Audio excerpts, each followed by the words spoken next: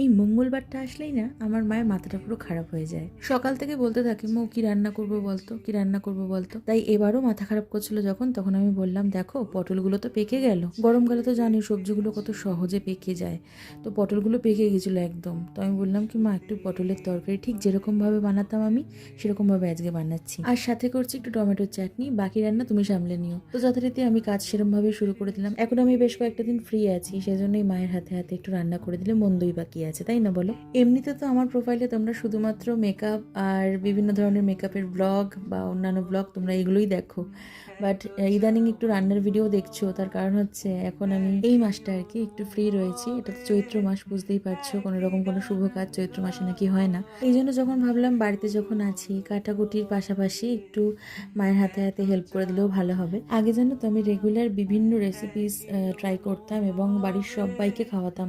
আমি রান্না করতে ভীষণ ভালোবাসি আগাগোড়াই। তারপর আস্তে আস্তে একটু ব্যস্ত হয়ে পড়ি, এই জন্য খুব একটা রান্না আমার করা হয়ে উঠতো না। তবে মায়ের হাতে হাতে আমি করে দিতাম আগাগোড়াই, তারপর মাই রান্নাটা করতো।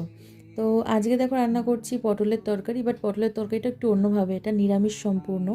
আর চার মগজ দিয়ে রান্না করছি। আমার চার মগজ তরকারিতে দিয়ে খেতে খুব ভালো লাগে, একটু রিচ হয় মানছি, বাট আমার ভালো লাগে। আর করছি টমেটোর চাটনি, দুটোই কিন্তু দুটো গ্যাসে বসিয়ে দিয়েছি।